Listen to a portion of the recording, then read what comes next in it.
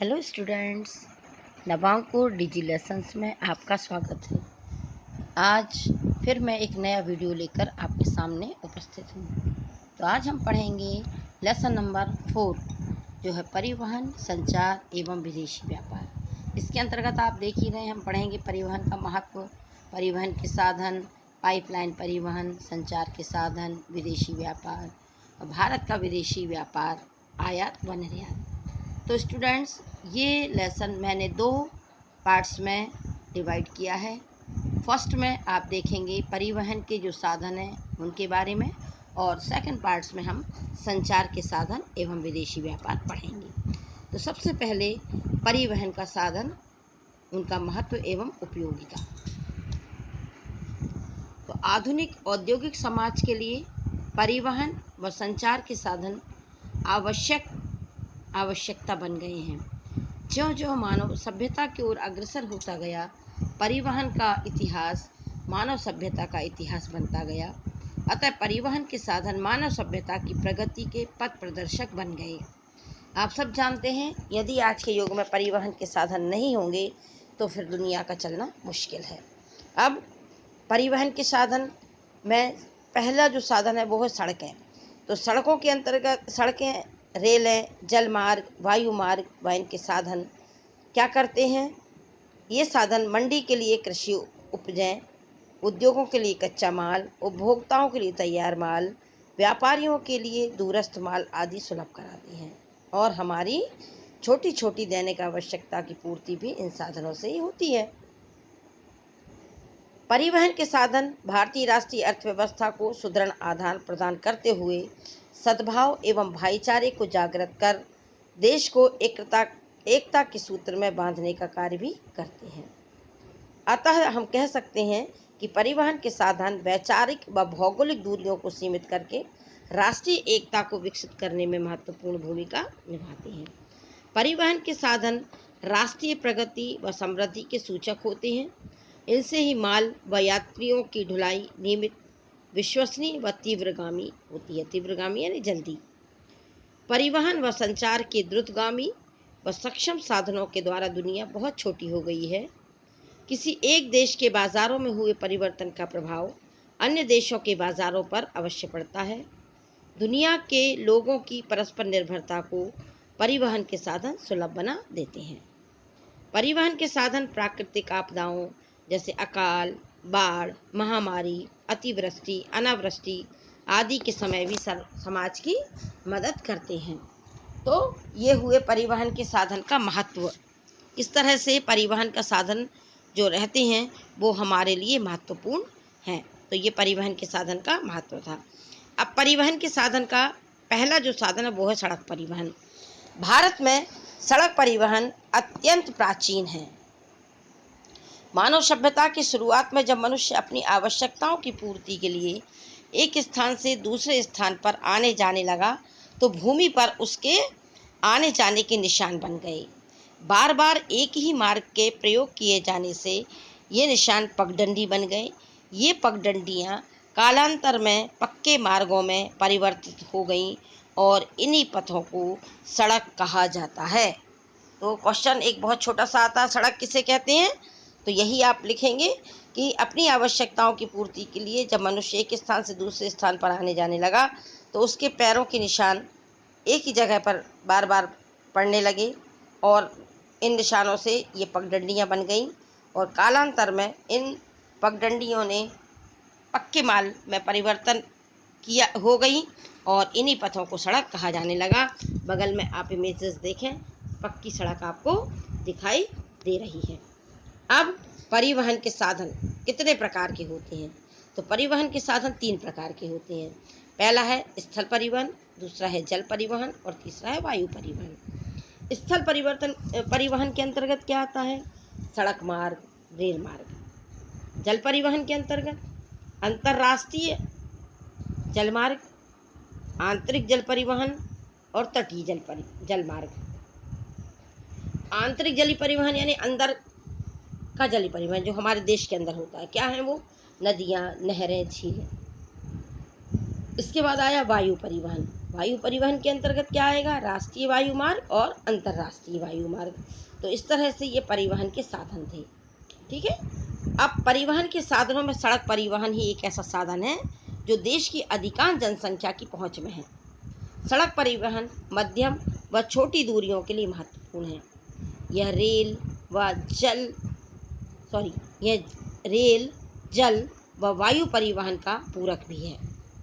सड़क परिवहन की सेवाएं बहुमुखी, सस्ती एवं घर के दरवाजे तक सुलभ होती हैं। सड़क परिवहन से ही खेतों को बाजारों से, फैक्ट्रियों से एवं उपभोक्ताओं से जोड़ना संभव होता है। सड़क परिवहन ही वह साधन है जिससे सवारी व माल को इच्छित स्थान पर चढ़ाया व उतारा जा सकता है। सड़क परिवहन द्वारा ही शिक्षा, विचार, कौशल व ज्ञान को देश के भीतरी भागों एवं गांव-गांव तक पहुंचाया जा सकता है। सड़क परिवहन संकट के समय, युद्ध, अकाल तथा महामारी आदि स्थितियों में देश के आंतरिक भागों तक पहुंचने में मदद करते हैं। तो ये सड़क परिवहन का महत्व हुआ।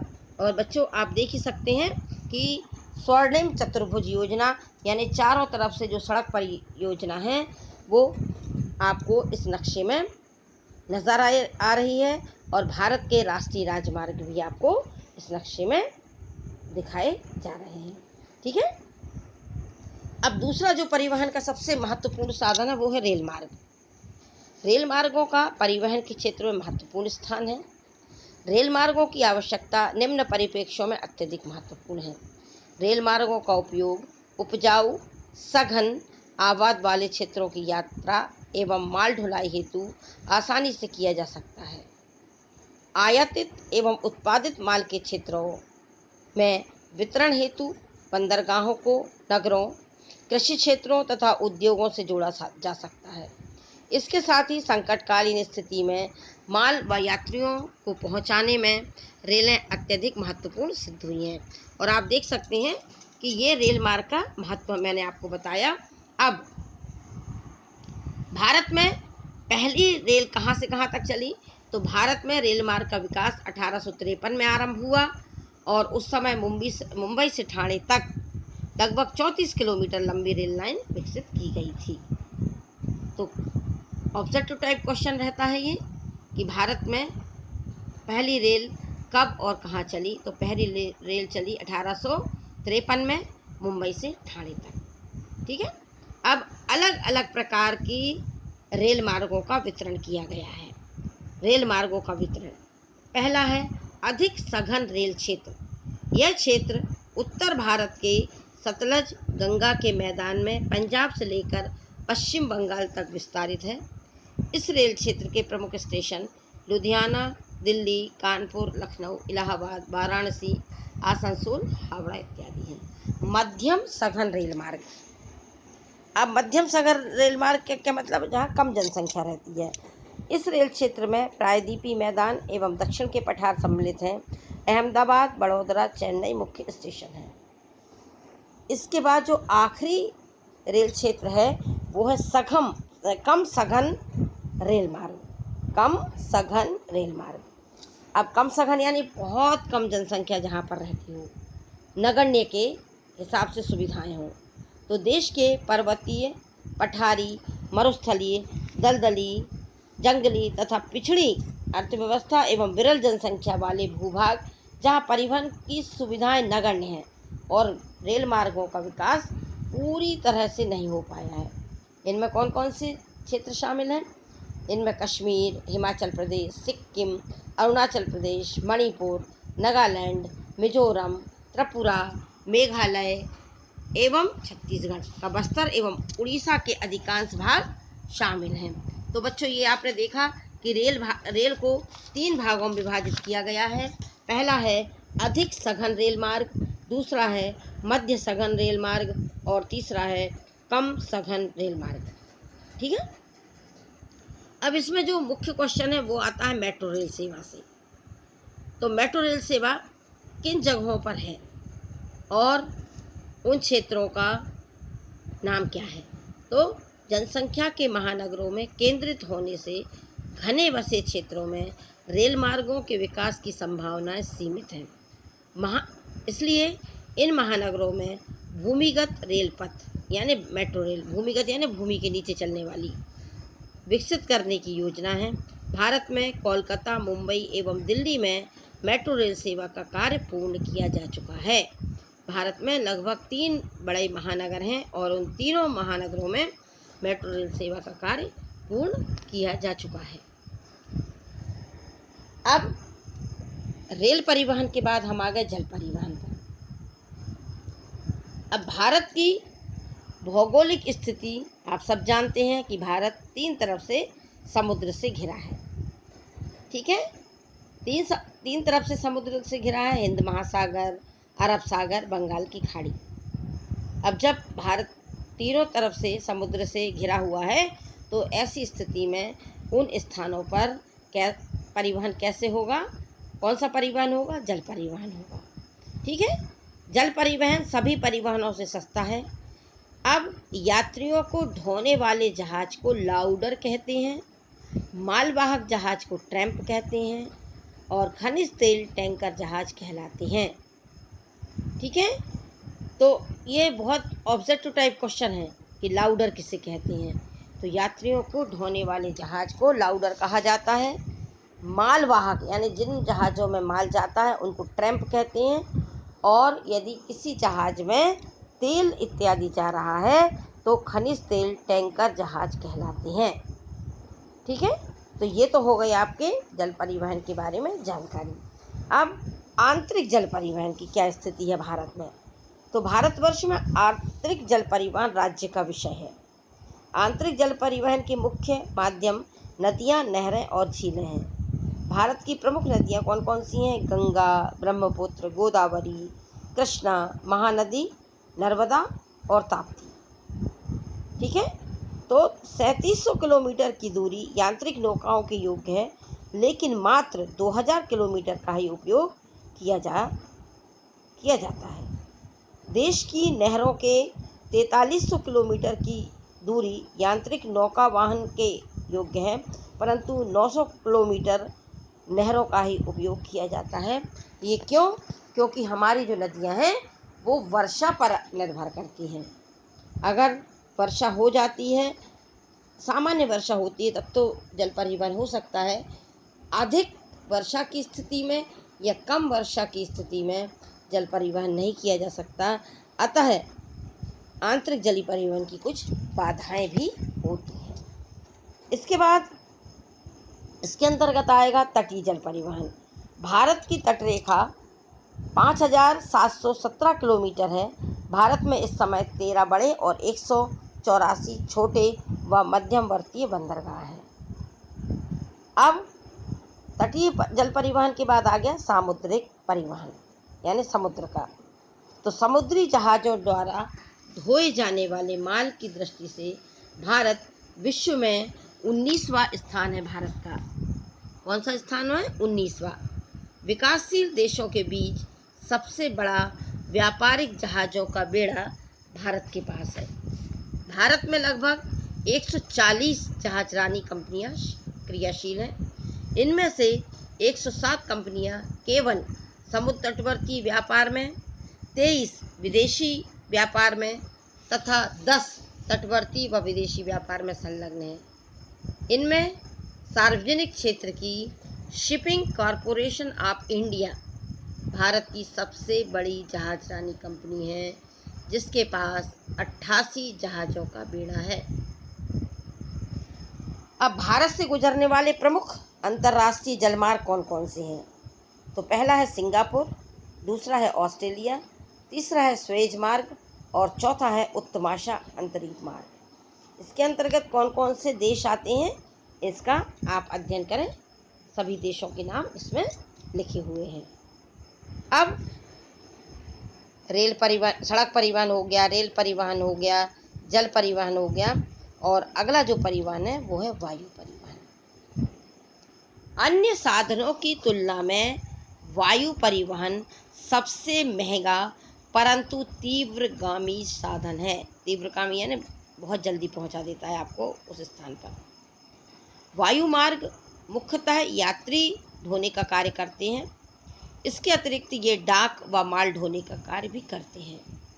भारत में सर्वप्रथम हवाई उड़ान 1911 में इलाहाबाद से नैनी के बीच हुई थी, जो प्रदर्शन तक सीमित थी।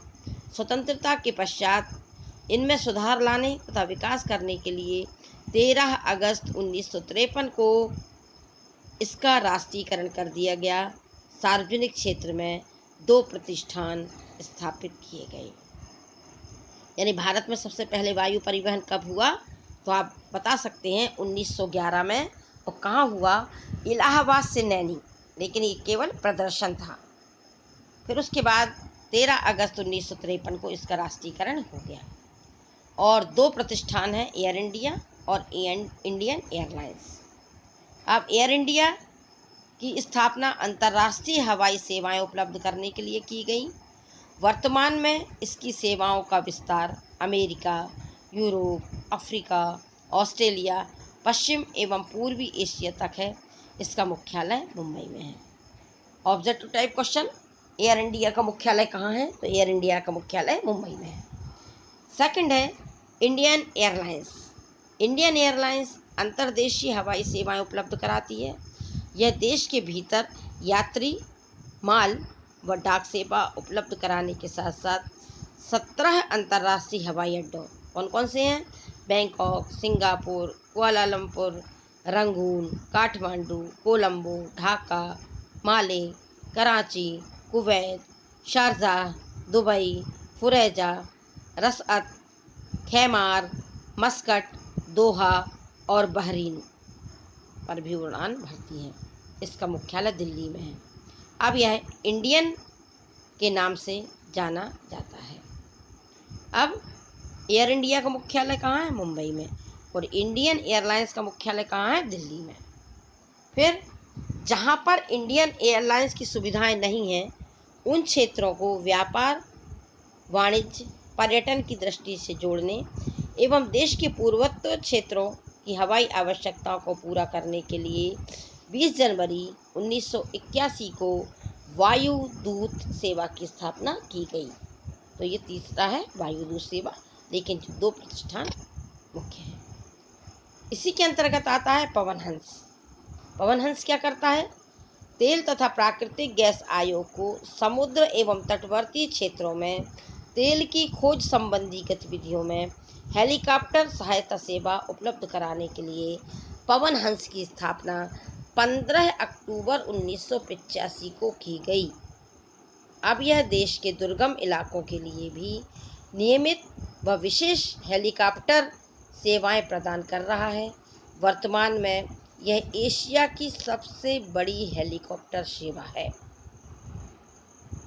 यानी जहाँ पर तेल एवं प्राकृतिक गैस की खोज होती है, उन गतिविधियों को यह हेलीकॉप्टर सेवा उपलब्ध कराने के लिए पवन हंस की स्थापना की गई है। और कब की गई है? 15 अक्टूबर 1985 को की गई है। तो अब इसके बाद आ गई पाइपलाइन एवं पोताश्रय।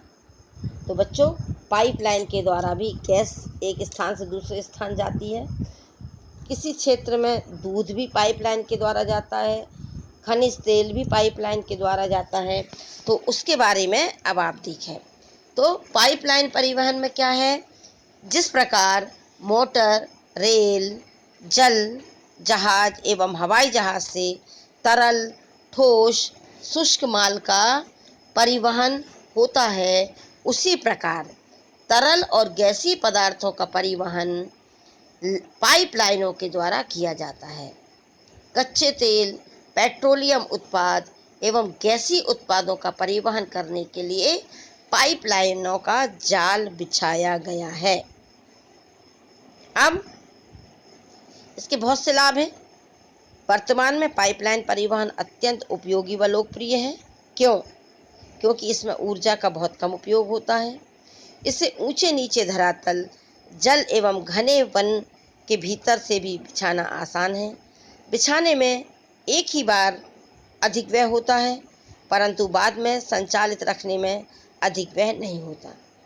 पाइपलाइन परिवहन के विकास से गैस आधारित ताप विद्युत संयंत्रों की स्थापना दूर दराज के क्षेत्रों में भी संभव हो सका है। तो ये हुआ पाइपलाइन परिवहन। अब प्रमुख पाइपलाइन आपके सामने है। Hazira Jagdishpur gas pipeline. यह गैस पाइपलाइन है जो पश्चिमी तट पर हजीरा यानी गुजरात से विजयपुर मध्य प्रदेश से होकर निकली है। ये पाइपलाइन जगदीशपुर उत्तर प्रदेश तक बिछाई गई है। इसकी लंबाई 1758 किलोमीटर है और इस तरह से इस पाइपलाइन के द्वारा गैस पहुंचाई जाती है। अब नाहरकटिया बरौनी तेल पाइपलाइन। यह खनिज तेल पाइपलाइन असम के नाहरकटिया, नूनामाटी, गुवाहाटी से सिलीगुड़ी, पश्चिम बंगाल होते हुए बिहार राज्य के बरौनी तक बिछाई गई है। इसे बाद में कानपुर तक बढ़ाया गया तथा इसकी लंबाई लगभग 1160 किलोमीटर है। ये तेल पाइपलाइन है। बरौनी हल्दिया तेल पाइपलाइन, ये भी एक तेल पाइपलाइन है।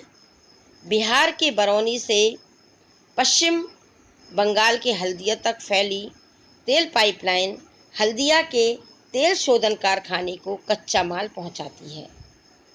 अगला आया बरौनी जालंधर तेल पाइपलाइन। ये भी तेल जाता है इन पाइपलाइन के द्वारा। बरौनी यानी अभी अभी बताया आपको बिहार, ठीक है। बरौनी कानपुर पाइपलाइन को दिल्ली अंबाला होते हुए जालंधर तक बढ़ा दिया गया है, ठीक है। अगला है सलाया अंकलेश्वर मथुरा तेल पाइपलाइन। ये कहाँ से कहाँ तक गई है? कच्छ की खाड़ी में सलाया यानी कांडला के पास, कांडला जो बंदरगाह है, कांडला के पास से मथुरा उत्तर प्रदेश तक 1256 किलोमीटर खनिज तेल पाइपलाइन बिछाई गई है। अगली है कुद्रेमुख मंगलौर लौह अयस्क पाइपलाइन। कर्नाटक के कुद्रेमुख खान से लौह अयस्क का गाढ़ा बनाकर पाइपलाइन द्वारा मंगलौर बंदरगाह तक परिवहन किया जाता है। और जो अगली पाइपलाइन है आनंद से अहमदाबाद तक दुग्ध पाइपलाइन द्वारा दूध का परिवहन किया जाता है। तो ये तो कुछ पाइपलाइन है जिनकी आपको जानकारी दी गई, प्रमुख पाइपलाइन। ऊपर हमने पाइपलाइन परिवहन के लाभ पढ़े थे। अब नीचे की 2 लाइन है पाइपलाइन परिवहन की हानियाँ या दोष। पाइपलाइन परिवहन की लोकप्रियता के साथ साथ कुछ दोष भी हैं, जैसे पाइपलाइन में रिसाव होने की स्थिति में पता लगाना कठिन होता है। इसकी मरम्मत का भूमिगत कार्य अत्यंत कठिन एवं महंगा होता है। ये पाइपलाइन परिवहन के कुछ दोष हैं, ठीक है। तो ये हो गया आपका पाइपलाइन परिवहन। अब जो अगला परिवहन है वो है समुद्री परिवहन। बंदरगाह व पत्तन समुद्री परिवहन के केंद्र होते हैं। बंदरगाह और पत्तन में अंतर है। ये क्वेश्चन का आंसर भी है आपके, एक लघु उत्तरी क्वेश्चन का आंसर है। बंदरगाह एवं पत्तन में अंतर स्पष्ट कीजिए। तो बंदरगाह किसे कहते हैं और पत्तन किसे कहते हैं ये आप देखिए। जलयानों व जहाज़ों के तट पर आने जाने विश्राम करने के स्थान को बंदरगाह कहते हैं। जहाँ पर जहाज आते जाते हैं, ठहरते हैं, विश्राम करते हैं, उसको क्या कहते हैं अपन? बंदरगाह। पत्तन अथवा गोदी, इसको डॉक भी कहते हैं। पत्तन अथवा गोदी समुद्र तट का वह अंतः स्थल है जहाँ जहाज़ों में माल लादने एवं उतारने का कार्य होता है। तो आप समझ गए होंगे कि जहाँ पर जलयान व जहाज आते जाते हैं, ठहरते हैं, विश्राम करते हैं, उस स्थान को बंदरगाह कहते हैं। और जिन स्थानों पर जहाज़ों में माल लादा जाता है और उतारने का कार्य होता है उसे पत्तन कहा जाता है, ठीक है। अब बंदरगाह जल व थल के मिलन स्थल होते हैं, यानी बंदरगाह है वहाँ पर जल भी होता है और थल यानी पृथ्वी भी होती है। भारत के लगभग 7600 किलोमीटर लंबे समुद्र तट पर 13 प्रमुख व 187 छोटे व मध्यम बंदरगाह हैं। भारत का लगभग 93% से अधिक व्यापार इन्हीं बंदरगाहों से होता है। देश के व्यापार का वास्तविक संचालन बंदरगाह ही करते हैं। इस कारण बंदरगाहों को व्यापार के प्रवेश द्वार भी कहा जाता है। एक ऑब्जेक्टिव टाइप क्वेश्चन, व्यापार का प्रवेश द्वार किसे कहते हैं? तो बंदरगाहों को व्यापार का प्रवेश द्वार कहा जाता है। अब पश्चिमी तट के बंदरगाह और पूर्वोत्तर के बंदरगाह। पश्चिमी तट के बंदरगाह कौन कौन से हैं? कांडला मुंबई, नाहवा मारमागोआ, न्यू मंगलोर व कोच्चिन है। और पूर्वोत्तर बंदरगाह कौन कौन से हैं? तूतीकोरन, इन्नौर, चेन्नई, विशाखापट्टनम, पारादीप, कोलकाता व हल्दिया। तो ये हुआ समुद्र परिवहन की जानकारी। आशा करती हूँ आपने इस वीडियो में परिवहन के साधनों को बहुत अच्छे से समझा होगा। बच्चों, अगले वीडियो में मैं आपको संचार के साधन और विदेशी व्यापार के बारे में जानकारी दूंगी। Thank you very much.